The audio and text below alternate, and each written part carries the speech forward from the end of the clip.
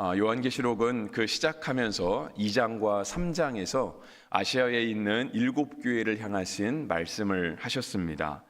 그리고 그 말씀이 끝났을 때 책의 이름이 요한계시록이니까요. 저자가 요한 사도로 알려져 있는데 요한은 성령에 감동되어서 하늘에 올라가게 되었습니다. 하늘에 올라가서 보니 보좌에 앉으신 이가 계셨고 보좌에 앉으신 이의 오른손에는 한 두루마리가 들려져 있다라고 기록하고 있습니다. 그런데 자세히 보니까 그 두루마리가 7개의 인으로 봉해져 있었습니다. 그런데 이제 그 두루마리를 펴서 그 안에 어떤 내용이 있는가를 보고 싶은 마음이 있는데 아무도 그 보좌에 앉으신 이의 손에서부터 그 두루마리를 취해서 그 인을 뗄 사람이 보이지 않았습니다. 그래서 요한은 그 두루마리를 볼 수 없고 또 7개의 인을 뗄 만한 사람이 없다라고 하는 사실, 그걸로 인하여서 크게 울었습니다.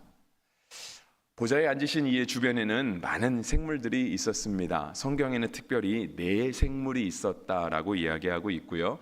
그 4생물의 형상도 기록하고 있습니다. 그런데 이 4생물과 함께 24명의 장로가 또 보좌의 주변에 위치하고 있었다라고도 이야기하고 있습니다. 그리고 4생물과 24장로 그 사이에 어린 양이 서 있었다라고 하는 기록을 하면서 그 어린 양은 일찍 죽임을 당한 것 같다라고 하는 표현을 했고요. 우리가 어저께 새벽에 살펴본 말씀에 의하면 많은 천사들과 모든 피조물들이 나와서 하나님을 찬양하는데 그 어린 양의 모습이 어떠한가를 찬양하고 있습니다. 그 찬양의 내용은 우리가 어저께 살펴본 것처럼 같은 이야기들이 많이 반복이 되는데요. 예수님께서 이 땅에서 하신 그 고난과 부활의 사역을 노래하고 있습니다. 그러니까 보좌에 앉으신 이의 주변에 있었던 4생물과 24장로, 그리고 특별히 일찍 죽임을 당한 것 같은 어린 양은 예수님을 뜻한다라고 볼 수 있겠습니다. 요한이 이 두루마리를 펴지 못해서 그 7인을 떼지 못해서 큰 슬픔 가운데 잠겨 있을 때 24명의 장로 중에 한 사람이 큰 소리로 외쳐 말했습니다. 그 말은 무엇이냐면 어린 양이 그 인을 떼기에 합당하다라고 성경은 기록했습니다. 성경의 그대로의 표현을 빌리면 5장 5절에 기록되어 있는데요. 유대 지파의 사자 다윗의 뿌리가 이겼으니 그 두루마리와 그 7인을 떼시리라 하고 기록하고 있습니다. 그리고 이제 오늘 본문 6장 1절에 들어가면 내가 봄에 어린 양이 7인 중에 하나를 떼시는데 라고 하면서 어린 양 되시는 예수님께서 그 보좌에 앉으시니는 그죠, 하나님 나라의 주인이겠죠. 천국의 주인, 바로 우리가 삼위일체 하나님, 그러니까 하나님과 예수님과 성령님을 하나로 해서 그 중심이 되시는 분, 우리 하나님으로 볼 수 있습니다. 그분의 손에서 두루마리를 가져서 하나씩 인을 떼가기 시작하셨습니다. 그 내용이 오늘 본문에 기록이 되어 있는 거죠. 그래서 1절부터 보시면은 7인 중에 첫 번째 거를 뗐습니다. 그랬더니 아주 큰 우레소리가 이렇게 나면서 흰 말이 나왔고요. 그 흰 말과 함께 말에 타고 있는 사람이 등장했습니다. 그 모습은 마치 전쟁의 용사와 같았습니다. 활을 가졌다라고 되어 있고요. 이미 면류관을 쓰고 있었습니다. 그러니까 전쟁에 나갈 무기를 가지고 있는데 그의 머리에 이미 면류관을 쓰고 있는 거예요. 그러니까 이미 승리한 사람인 거죠. 그래서 6장 2절 끝에 보시면 이기고 또 이기려고 하더라라고 하는 모습을 기록하고 있습니다. 3절에 보시면 둘째 인을 떼셨다라고 하는 말씀이 기록되어 있습니다. 두 번째 인을 뗐더니 붉은 말이 나온다라고 기록하면서 그 말에 탄 사람의 모습도 또한 기록하고 있습니다. 두 번째 인을 뗐을 때 붉은 말을 탄 사람은 이 땅에서 화평을 제하여 버리고 서로 죽고 죽이게 하는 또 전쟁의 무기 칼을 가졌다라고 했습니다. 그리고 세 번째 인을 떼시는 장면이 5절에 나옵니다. 셋째 인을 떼실 때에 내가 들으니 라고 하면서 셋째 인을 뗐더니요, 또 한 마리의 말이 나왔는데 검은색 말이 나왔습니다. 그리고 그 말 위에 타고 계신 분이 있었죠. 그리고 나서 하는 얘기는 이렇게 음식을 사는 이야기들을 합니다. 그래서 한 데나리온의 밀 한 대, 그 다음에 또 같은 한 데나리온의 보리 석 대라고 이야기하면서 6절의 끝에는 감람류와 포도주는 해치지 말라라고 하십니다. 그러니까 어떤 이 땅의 경제 정의를 실현하는 사람인데요. 정말 이 땅에 하나님의 경제의 원칙을 실현하는 것이 아니라 이 땅에 먹을 것이 없는 아주 어려운 상황, 그러니까 가격과 곡물의 가격을 비교하고 또 감람류와 포도주는 해당되지 않는다, 건들지 말아라라고 하는 이야기를 하면서 이 땅의 경제를 쥐고 흔들 수 있는 사람을 이야기하는데 굉장히 어려운 상황이 될 것이다라고 하는 것들을 암시하고 있습니다. 7절에는 네 번째 인을 떼시는 분이 나타나고요. 네 번째 인을 뗐을 때에는 청황색 말이 나오고 그 탄자가 나왔습니다. 그런데 그의 이름을 8절에 보시면 사망이라고 했습니다. 그리고 땅의 4분의 1을 맘대로 좌지우지할 수 있는 권세를 가지고 있었다라고 이야기하면서 흉년과 땅의 짐승들을 이용해서 이 땅의 생명을 제하여 버리는 그런 역할을 한다 했습니다. 그러니까 성경에는 이렇게 네 가지를 언급하는 부분이 많이 있습니다. 그러니까 보좌에 앉으신 이의 주변에도 네 생물이 있었죠, 그죠? 7개의 인을 떼실 때에도 첫 번째부터 네 번째까지는 네 마리의 말과 그 탄 주인들이 나타났습니다.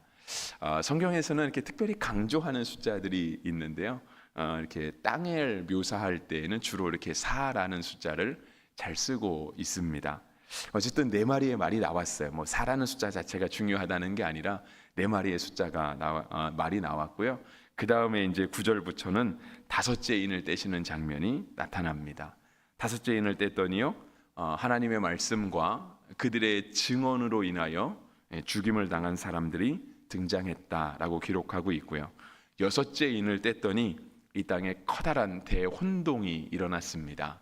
해가 검게 변하고 달은 붉게 변하고 별들은 마치 설익은 나무 열매가 떨어지는 것처럼 별들이 우수수 떨어지게 되었다라고 기록하고 있고, 이 땅에 있는 산과 섬들이 제자리에서 떠나서 아무데로나 옮겨지게 되는 일대 지각 변동이 일어났다라고 이야기를 하고 있습니다. 그러면서 17절 마지막에 보면 진노의 큰 날이 이르렀으니 누가 등이 서리오 하더라 했습니다. 요한계시록을 보면서도 말씀드리고 기도하면서도 함께 기도했지만, 우리가 요한계시록의 말씀을 볼 때 참 상징적인 이야기들이 굉장히 많이 있습니다. 상징적인 이야기라고 해서 이 말씀을 해석하지 못했던 것은 아닙니다. 많은 성경학자들이 요한계시록의 말씀을 해석하기도 하고 또 적용하기도 했습니다. 마치 우리가 창세기를 보고 은혜를 받고 뭐 복음서를 보고 은혜를 받는 것처럼, 어떤 사람들은 또한 요한계시록을 보고도 하나님의 말씀의 뜻과 그 말씀을 어떻게 적용할 것인지에 대한 지침을 주기도 했습니다. 하지만 요한계시록은 또한 많은 문제를 일으키기도 했습니다. 잘못된 해석을 했기 때문에 그렇죠. 그러니까 특별히 이단들이 많이 나오기도 했습니다. 이단들은 자신의 입맛에 맞게, 자신의 필요에 맞게 요한계시록을 해석했습니다. 그래서 많은 학자들이 요한계시록을 해석도 하고 또 많은 목사님들이 요한계시록을 설교도 했는데요. 제가 이렇게 설교를 준비하면서 어떤 한 설명을 들으니까 한 신학자가 나와서 그 얘기를 하더라고요. 우리가 하나님의 말씀을 꼭 다 해석해야 되는가? 우리가 하나님의 말씀에 다 그 뜻과 진리를 깨닫게 되고 그 하나님의 말씀을 꼭 우리의 삶에 올바르게 적용해야 되는가? 물론 그것이 틀린 말은 아니지만, 여러분, 우리가 성경을 해석하고요, 성경을 그 뜻을 헤아리고 그것을 적용하는 데는 그렇게 큰 역사가 필요하지 않았습니다. 그러니까 많은 역사가 지나지 않았어요. 불과 한 100년 전, 조금 더 봐서 한 200년 전 이 정도 될까 할까요? 특히 제가 뭐 어떤 특별한 종교를 말려고 하는 것은 아니라 우리 천주교에서는 성경을 해석하지 않았습니다. 우리 개신교도 마찬가지죠. 종교개혁이 일어나기 전까지는 성경을 해석하지 않았습니다. 왜냐하면 어떻게 우리가 감히 하나님의 말씀을 해석할 수 있겠는가? 하나님의 말씀을 너무 경외했기 때문에 해석하려 들지 않았습니다. 그냥 하나님의 말씀을 읽는 것으로 은혜를 받았죠. 여러분, 우리는 이게 이게 동아시아 쪽은 이게 불교의 영향이 강하잖아요. 저는 뭐 절은 이렇게 몇 번 안 가봐서 잘 모르겠지만 절에 가면 이렇게 불경이 들립니다. 이렇게 스님들이 이렇게 연부를 쭉 외우죠. 근데 우리가 그런 연부를 외는 소리를 그냥 한 귀로 듣고 한 귀로 흘립니다. 물론 설법이라는 것을 하기는 하는데 교회에서 설교를 하는 것처럼 아주 이렇게 아주 자세하게 하지는 않습니다. 그러니까 경전은 그냥 읽고 듣는 데 의미가 있지 그것을 꼭 해석해서 이 말의 뜻은 이것이다라고 하는 데 의미가 있지 않습니다. 여러분 앞에 성경책 있으시죠? 여러분 차에도 성경이 있고 집에 구석구석에도 성경이 있을 줄 압니다. 아마 어떤 성경은 자주 봐서 손때가 많이 묻은 성경도 있을 거고요. 어떤 성경은 어디에 처박혀 있는지도 모를 정도로 먼지가 수북하게 쌓인 성경도 있을 겁니다. 성경을 대하는 우리의 자세를 보면은요, 우리가 꼭 성경을 100% 다 해석해야 된다라고 하는 그런 욕심을 내려놓을 수 있습니다. 그래서 제가 본 그 설교를 준비할 때 들은 그 신학자는 뭐라고 얘기하냐면 요한계시록에 있는 말씀을 솔직히 요즘 해석하기에는 잘 모른다라는 해석을 한다고 하더라고요. 잘 모른다. 저는 참 그 말에 동감했습니다. 여러분 첫 번째부터 네 번째 인을 뗄 때 네 마리의 말이 나왔고 그 탄자들이 나왔습니까? 탄자는 말에 탄 사람들, 말의 주인이죠. 우리가 이 말씀을 해석할 수 있을까요? 물론 해석하자면 이 성경이 쓰여진 시대, 그 시대의 어떤 가까운 미래에 있었던 그런 박해 사건들을 말씀한다, 의미한다라고도 해석하기도 했고요. 어쩌면 요한계시록이 쓰여진 시기를 바라보면서 이미 있었던 교회에 일어났던 박해들을 요한이 지금 다시 기록하고 있다라고도 얘기를 했습니다. 그리고 아마 이런 설교도 들어보셨을 겁니다. 주후에 로마의 네로 황제가 그리스도인들을 핍박하면서 그 핍박으로 인하여 죽어갔던 많은 순교자들, 그런 순교자들이 바로 누구에 해당한다. 그런 설교도 들어보셨을 것입니다. 하지만 성경을 그렇게 이렇게 무리하게 해석하는 것보다는 우리가 해석할 수 있는 부분들, 우리가 오늘 읽은 말씀 가운데 깨닫게 된 부분들만 조금 더 바라보는 것이 우리 가운데 지혜로운 해석이고 성경의 적용이라고 해석합니다. 그러니까 첫 번째 말부터 네 번째 말까지는요, 어떻게 해석해야 될지 잘 모르겠습니다. 흰 말이 있는 거예요. 그렇죠. 흰 말은 있을 수 있죠. 하지만 여러분 동물원에 가서 혹시 백마 보셨나요? 하얀 말? 가까이 가서 보시면 그 말이 흰색이던가요? 그렇지 않잖아요. 우리가 생각하는 흰색은 깨끗한 하얀색이잖아요. 근데 동물이 보여주고 있는 흰색은 희지는 않죠. 막 이렇게 너무 이렇게 막 바깥에 둥글어 갖고 이렇게 떼탄 하얀색 그런 거잖아요. 검은색 말은 그만 이해돼요. 근데 청황색 말은 어떤 색일까요? 말의 색깔에 붉은 빛도 돌고 누런 빛도 도는 게 청황색이지 않을까요? 근데 우리는 파랑새도 본 적이 없잖아요. 파란색 옷을 입고 있는 털을 가진 짐승이 있나요? 찾아보기 어렵습니다. 그러니까 우리의 머릿속으로는 청황색 하면 대강 아마 푸른 빛깔과 누런 빛깔이 도는 색깔이겠다라고 생각을 하지만 실제로 우리는 살아가면서 파란색을 입은 짐승을 본 적이 없어요. 그러니까 해석하기 굉장히 어렵다라고 하는 거죠. 그런데 이 아침에 살펴보고 싶은 건 있습니다. 시간이 많이 지났는데 5째와 6째 인을 떼는 장면들은 한번 살펴보면 좋겠습니다. 5째 인을 떼시는 장면은 9절부터 기록이 되어 있습니다. 5째 인을 떼실 때에 내가 보니 하나님의 말씀과 그들이 가진 증거로 말미암아 죽임을 당한 영혼들이 제단 아래에 있어. 어린 양이 그 7개의 인 중에 5번째 인을 뗐더니 나타난 장면은 무엇이냐면요, 하나님의 말씀으로 인하여 죽임을 당한 영혼들, 그리고 그들이 가진 증거로 말미암아 죽임을 당한 영혼들. 이 부분을 새 번역에서는 뭐라고 번역했냐면요, 일단 하나님의 말씀 때문에 죽은 사람들이라고 하는 거예요. 그러니까 하나님의 말씀을 중요하게 여기고 그 말씀대로 살려는 사람들이죠. 그리고 그 가진 증거라고 하는 건요, 그들이 하나님의 말씀을 듣고 예수님을 믿게 되고 신앙을 가지고 그들의 신앙을 고백하지 않았겠습니까? 성경에 기반한, 그러니까 어떤 감정이라던가 어떤 일시적인 어떤 특별한 환상들을 보고 나서 나타난 즉각적인 반응이 아니라 하나님의 말씀이 오늘 우리 가운데 들어오고 그 말씀이 우리의 삶의 기준이 되고 지표가 되고 신앙이 되고 그것을 믿게 되면 우리의 삶에서 그 고백이 나오게 되잖아요. 말씀으로 인하여 신앙의 고백을 가졌던 그 입술의 증언으로 말미암아 죽임을 당한 사람들이 있다라고 하는 거예요. 그러니까 쉽게 말하면 순교자들입니다. 믿음을 지키다가 그 믿음 때문에 죽임당한 사람들이 다섯째 인을 뗐을 때 나타났다라고 하는 거예요. 근데 그들이 노래하는 거예요. 그들이 보좌에 앉으시는 이를 향하여 기도하는 내용이 10절에 기록되어 있습니다. 큰 소리로 불러 이르되 거룩하고 참되신 대주제여 이 땅에 거하는 자들을 심판하여 우리 피를 갚아주지 아니하시기를 어느 때까지 하시려 하나이까라고 되어 있습니다. 그러니까 순교를 당한 자들이요 믿음으로 인하여 죽었잖아요. 박해를 받고 죽었거든요. 근데 우리가 이 땅에서 믿음을 지키다가 억울한 일을 당하고 때로 손해보기도 하고 자존심도 상하고, 근데 우리가 그럴 수 있는 이유는 우리 가운데 믿음이 있기 때문이잖아요. 왜냐하면 예수님이 먼저 우리 가운데 그렇게 해주셨으니까. 여러분, 예수님이 죄가 있어서 돌아가시는 게 아니고요, 그분이 가진 것이 없어서 이 땅에서 모욕을 당하거나 억울한 일을 당한 게 아니었어요. 그분이 존귀하지 않아서 자존심이 무너졌던 게 아니고요, 그분은 우리를 구원하시기 위해서 생명도 내려놓고 자존심도 내려놓고 그가 가질 수 있는 모든 권세와 권리들을 다 내려놓으셨거든요.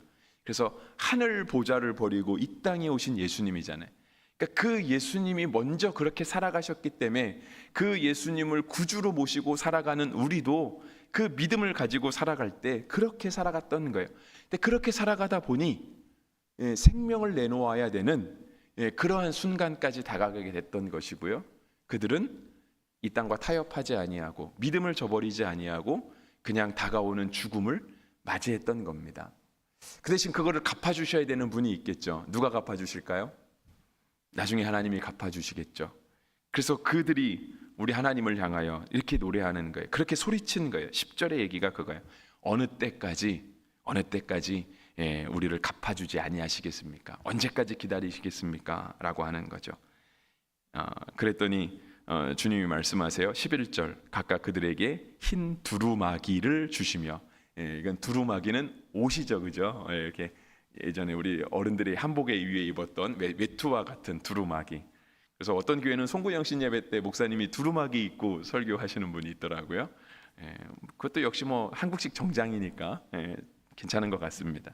근데 하나님께서 그렇게 믿음으로 순교당한 자들에게 아주 깨끗한, 아주 순결한 하얀색의 두루마기를 입혀주시겠다라고 하는 거예요.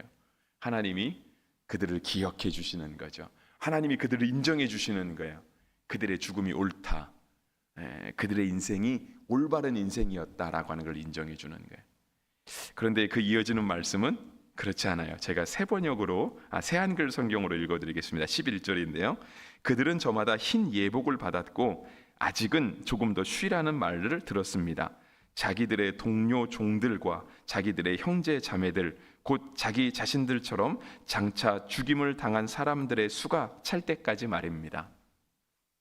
이미 말씀을 지키다 하나님의 말씀과 그 입의 고백, 신앙의 고백으로 죽은 사람들이 있고요, 그들이 하나님을 향해서 탄원하고 있어요. 도대체 언제까지 참으시겠습니까? 탄원하고 있는데 하나님이 그들에게 흰 두루마기를 입혀주시며 그들의 삶을 인정해 주세요. 그들의 죽음을 인정해 주세요. 그렇지만 그럼에도 불구하고 조금 더 기다려야 돼, 그거예요. 그러면서 죽음의 숫자가 차야 된다는 거예요. 그러니까 다른 말로 하면 뭘까요? 좀 더 죽어야 돼, 그거예요. 좀 더 죽어야 돼. 네, 왜 죽어야 돼요? 믿음 때문에 죽어야 돼요. 조금 더 이 땅에 믿는 자들이 그 믿음으로 인하여서 억울한 일을 당하고 자존심도 상해야 되고 손해도 봐야 되고 심지어는 그 생명까지도 내려놓을 수 있어야 돼. 그러한 시간이 일정 기간 더 지속이 되어야만 된다라고 주님이 말씀하시는 거예요. 예배 시작하면서 나누는 인사를 이렇게 설교를 조금 요약한 말로 인사를 하려고 하는데, 오늘은 조금 더 참아야 됩니다라고 인사를 나눴잖아요. 여러분, 우리가 믿음이 있다라고 한다면 조금 더 참아야 돼요. 참는 건 인내한다는 거잖아요. 인내한다는 건 그냥 가만히 앉아서 그래, 내가 입을 열지 말아야지, 이렇게 그냥 있는 게 아니에요. 그죠? 그건 반응하지 않는 것뿐이죠. 물론 반응하지 않는 것도 굉장히 중요합니다. 마음의 중심을 가지고 이 세상의 흐름 가운데 내가 반응하지 않고 가만히 있는 것도 중요해요. 근데 우리 주님이 말씀하시는 것, 도대체 언제까지 참아야 됩니까?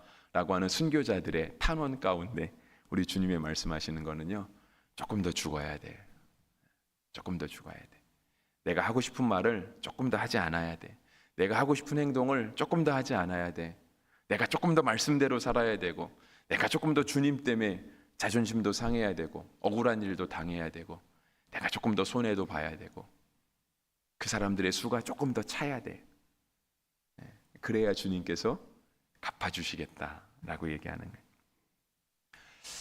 제가 오늘 설교를 되게 길게 하는 거 봐요. 벌써 6시간 넘었네요. 여섯째 인도 얘기해야 되는데 여섯째 인은 잠깐만 보겠습니다. 12절부터 17절까지 기록되어 있는데요. 말씀이 기니까 다는 안 보겠습니다. 어디 보냐고 하냐면은 15절 보려고 합니다. 15절. 그러니까 14절부터 15절 잠깐 볼게요. 14절. 하늘은 두루마리가 말리는 것 같이 떠나가고 각 산과 섬이 제자리에서 옮겨지매. 그러니까 여섯째 인을 뗐더니요, 이 땅에 큰 지각 변동, 엄청난 대혼란이 일어나는데 마치 하늘이 두루마리가 말려서 넘어가는 거. 우리가 이렇게 뭘 말아서 감는 경우 있잖아요. 하늘이 막 이렇게 둘려서 접혀서 한쪽 구석으로 물러간다라고 하는 거예요. 그런 표현을 썼고요. 그리고 산과 섬이 제자리에서 옮겨진다라는 거예요. 이 땅에 엄청난 지진과 대변동이 일어난다는 거죠. 근데 바로 그때에 아까 우리 다섯째 인을 뗐을 때에는 믿음의 사람들, 그 순교한 사람들이 나타났는데요. 여섯째 인을 뗐을 때에는요, 땅의 임금들과 왕족들과 장군들과 부자들과 강한 자들과 모든 종과 자유인이, 그러니까 이 땅에 존재하는 모든 사람이 다 나타나는데, 특별히 권세 있는 자들, 임금들, 한 명밖에 없는 게 임금이죠. 임금은 2명 있을 수가 없잖아요. 그러니까 최고 정점에 이르른 그 사람들, 장군들은 그렇죠, 싸움 잘하는 사람들의 힘 있는 사람들이잖아요. 그들의 칼에 수많은 목숨이 죽어나갈 수 있을 만큼 힘을 가진 사람들, 부자들은 그죠, 돈 가진 사람들이죠. 그들이 가진 이 재력을 가지고 이 땅의 편리함과 모든 권세를 누릴 수 있는 사람들. 그 다음에는 아예 그냥 강한 자들이라고 말씀하세요. 이 땅에서 그 누구에도 무시할 수 없을 만큼 강한 사람들, 그 존재감을 드러내는 사람들. 근데 그들이 주님이 여섯째 인을 떼셨을 때, 마지막 때가 되었을 때 그들은 어떻게 돼요? 그들이 말이 뭐냐면은요, 산들과 바위 틈에 숨는다라고 하는 거예요. 그래서 16절에 뭐냐면 산들과 바위들에게 말하는 거예요. 이 산들과 바위들이 14절 끝에 의하면 이미 막 제자리를 떠나서 움직이고 있잖아요. 주님의 능력으로 이 산을 명하여 저리로 가라, 이렇게 막 상황이 벌어지고 있는 거예요. 근데 이러한 상황 속에 그 당시 힘있다라고 하는 사람들이 뭐라고 얘기하냐면, 그 움직이는 산들, 떠다니는 바위들과 돌들을 향해서 우리 위에 떨어지라고, 우리 위에 떨어지는, 나를 죽이라는 얘기가 아니라 나를 좀 가려달라고 하는 거예요. 나를 가려달라. 근데 그렇게 큰 산이, 그렇게 엄청난 바위가 나를 가리고 있으면 저 위에 전능하신 분, 성경에 표현하면 대주제라고 되어 있죠. 10절에. 이 땅을 창조하시고 다스리시는 그분이 나를 못 보지 않겠느냐. 그분이 이 땅에 엄청난 심판을 일으키시고 그 진노를 쏟아 부으신다라고 해도 이 큰 산이 나를 가리고 있으면 그 영향력이 나한테 미치지 않지 않겠느냐. 힘 있는 자들이 지금 도망 다니면서 그렇게 얘기하고 있으니까 나를 좀 숨겨달라는 거죠. 절대자가 나를 보지 못할 만큼, 그 전능하신 삼위일체 하나님이 나를 발견하지 못할 만큼, 내가 그 진노를 피할 수 있게끔 나 위에 떨어져라, 내 얼굴을 좀 가려줘라. 어린 양의 진노에서 우리를 가리라. 16절 끝에 나타나 있잖아요. 근데 17절이 말씀하시죠. 그들의 진노의 큰 날이 이르렀으니 누가 등이 서리요 하더라 적혀 있어요. 하나님의 진노를 피할 사람이 없다라고 하는 거죠. 그렇습니다. 네, 하나님의 진노를 피할 사람은 아무도 없죠. 물론 반대로 하나님의 은혜를 피할 사람도 아무도 없습니다. 우리가 어디에 서야 할까요? 우리가 힘들고 어려워도 주의 진노를 피할 사람이 없다라고 하는 사실을 우리가 믿음으로 고백한다면, 반대로 주의 은혜를 피할 사람도 아무도 없겠구나. 우리가 그 은혜의 자리에 가서 서야 되지 않을까요? 근데 여러분, 은혜의 자리에 가서 서는 게 쉬운 거 아니에요. 왜냐하면 다섯째 인을 뗐을 때 나타난 사람처럼 하나님의 말씀과 그들의 입의 증언으로 죽임을 당한 사람들, 그들이 바로 은혜의 자리에 섰던 사람들이거든요. 주님이 그들의 죽음을 인정해 주세요.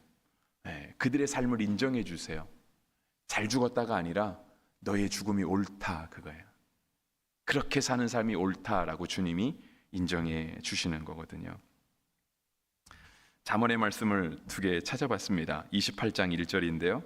악인은 쫓아오는 자가 없어도 도망하나 의인은 사자같이 담대하니라. 하나님의 진노의 때가 이래도요, 의인은 담대할 수 있습니다. 하지만 악인은 쫓아오는 자가 없어도 불안하고 늘 도망가야 되는 거죠. 잠언의 말씀 14장 32절인데요. 악인은 그 환난에 엎드려지나 의인은 그의 죽음에도 소망이 있느니라. 하나님의 말씀입니다. 그렇죠? 소망이 있어요. 죽음은 이 땅의 마지막 권세잖아요. 여러분, 죽음은 아무것도 아니잖아요. 그죠? 그런데 의인은 그 죽음에도 소망이 있다. 하나님께서 우리에게 주시는 말씀이거든요. 하나님이 우리에게 놀라운 은혜를 베푸십니다. 그 은혜를 피할 자가 없어요. 그 누가 능히 주님 앞에 서리요? 진노의 큰 날이 이르으니 누가 서리요? 근데 여러분, 누가 서죠? 다섯째 인을 뗐을 때 선 사람들이 서잖아요. 첫 번째 말, 두 번째, 세 번째, 네 번째 말들이 나타났을 때는 아무도 나타나는 사람이 없어요. 심지어 여섯째 인을 뗐을 때에는요, 그 힘 있는 사람들도 우리로부터 하나님께 좀 가려달라고 청원을 할 정도로, 그 어린 양의 진노에서 우리를 좀 숨겨줘라라고 얘기할 정도로 주님 앞에 설 사람이 없는데 주님 앞에 능히 서는 사람이 있다라고 하는 거예요. 9절부터 10절에 기록된 사람들, 그들은 하나님께 기도하잖아요. 대주제요.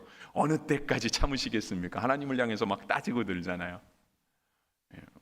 이들이 건방지다 얘기가 아니고요. 의인은 하나님 앞에 설 수 있다라고 하는 거예요. 믿음으로 산 사람은 하나님 앞에 설 수 있어요. 은혜의 자리를 지키는 사람, 하나님 앞에 설 수 있습니다. 이 아침 우리 함께 예배하는 자녀들, 또 우리 모든 순 식구들, 우리 모든 믿음으로 살아가는 성도들이 하나님 앞에 서게 되는, 정말 하나님 앞에 은혜의 자리를 지키게 되는 놀라운 은혜가 있게 되기를 주의 이름으로 축복합니다.